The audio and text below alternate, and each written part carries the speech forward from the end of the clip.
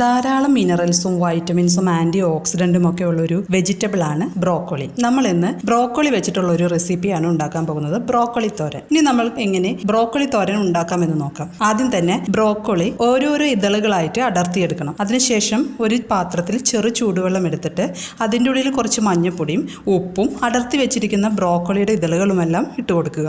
എന്നിട്ട് നന്നായി ഇളക്കി അത് മാറ്റി വയ്ക്കണം. ഈ ചെറു ചൂടുവെള്ളം എന്ന് പറയുന്നത് നമുക്ക് കൈയിടാൻ പറ്റുന്ന തരത്തിലുള്ള വെള്ളമായിരിക്കണം. കാരണം ഒരുപാട് ചൂട് കൂടിക്കഴിഞ്ഞാൽ അതിൻ്റെ ഗുണങ്ങളെല്ലാം നഷ്ടപ്പെട്ടു പോകും. 5-10 മിനിറ്റ് ഇങ്ങനെ വച്ചതിന് ശേഷം അത് നന്നായി കഴുകിയെടുക്കുക.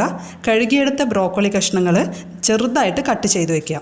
ഇനി ബ്രോക്കോളി തോരൻ ഉണ്ടാക്കാനുള്ള ഇൻഗ്രീഡിയൻസ് എന്തൊക്കെയാണെന്ന് നോക്കാം.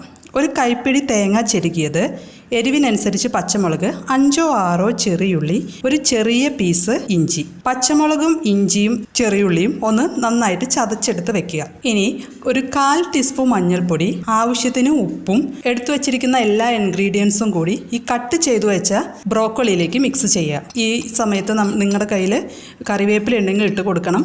കാരണം കറിവേപ്പില ഈ തോരന് നല്ലൊരു മണവും സ്വാദും നൽകുന്നതാണ്. അതുമാത്രമല്ല ഒരുപാട് ഗുണങ്ങൾ കറിവേപ്പിലകൾക്കുണ്ട്. ഇനി ഒരു പാൻ ചൂടാക്കി അതിലേക്ക് ഓയിൽ ഒഴിക്കുക. ഓയിൽ ചൂടായി കഴിഞ്ഞാൽ 1 ടീസ്പൂൺ കടുക് ഇട്ടിട്ട് പൊട്ടിക്കണം.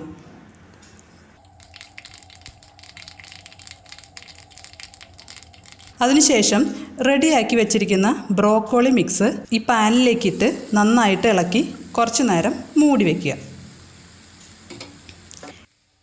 ഇടയ്ക്കിടയ്ക്ക് ഒന്ന് തുറന്ന് നോക്കണം. കാരണം എന്താ വെച്ച് കഴിഞ്ഞാൽ അടി പിടിക്കാൻ ചാൻസ് ഉണ്ടാവും. അധികം വേവില്ലാത്തൊരു വെജിറ്റബിൾ ആണ്. അപ്പോൾ പെട്ടെന്ന് നമുക്കിത് വെന്ത് കിട്ടും. അപ്പോൾ നമ്മളത് ശ്രദ്ധിച്ചുകൊണ്ടിരിക്കണം. ഒരുപാട് വെന്ത് പോയി കഴിഞ്ഞാൽ അതിൻ്റെ ഗുണങ്ങളെല്ലാം നഷ്ടപ്പെട്ടു പോകും. അപ്പോൾ നമ്മൾ അധികം വെന്ത് കുഴഞ്ഞു പോവാതിരിക്കാൻ ശ്രദ്ധിക്കണം. ഇനി ഒരു 1/4 ഭാഗം വേവാവുന്നത് വരെ നമുക്ക് വെയിറ്റ് ചെയ്യണം. ഈ 1/4 ഭാഗം വെന്ത് കഴിഞ്ഞ് കഴിഞ്ഞാൽ ഈ തോരനെല്ലാം ഒരു സൈഡിലേക്ക് മാറ്റിയിട്ട് നമുക്ക് പാനിൻ്റെ സെൻറ്ററിലായിട്ട് ഒരു മുട്ട പൊട്ടിച്ച് വയ്ക്കുക. 1 മുട്ടയോ 2 മുട്ടയോ നിങ്ങൾക്ക് ഉപയോഗിക്കാം കേട്ടോ. ഇനി ഒരു 1/4 ഭാഗം മുട്ടയുടെ ഒരു വശം കുക്കാവുന്നവരെ നമ്മൾ വെയിറ്റ് ചെയ്യുക. അതിനുശേഷം ഈ മുട്ടയുടെ മിക്സ് ബ്രോക്കോളിയുമായിട്ട് നന്നായിട്ട് മിക്സ് ചെയ്യണം. ഈ വണ്ണം കുറയ്ക്കാൻ ഡയറ്റ് ചെയ്യുന്നവർക്കൊക്കെ ഒരു നേരത്തെ ഫുഡായിട്ട് തന്നെ ഉപയോഗിക്കാൻ പറ്റുന്നതാണ് ഈ ബ്രോക്കോളി തോരൻ. കാരണം അത്രയധികം ഗുണങ്ങളാണ് ബ്രോക്കോളിയിലുള്ളത്.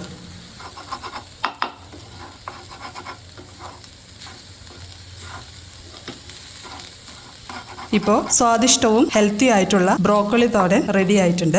ഇനി നമുക്ക് ഇതൊരു സെർവിങ് ബൗളിലേക്ക് മാറ്റാം. എല്ലാവരും ഉണ്ടാക്കി നോക്കി അഭിപ്രായങ്ങൾ അറിയിക്കുക. താങ്ക്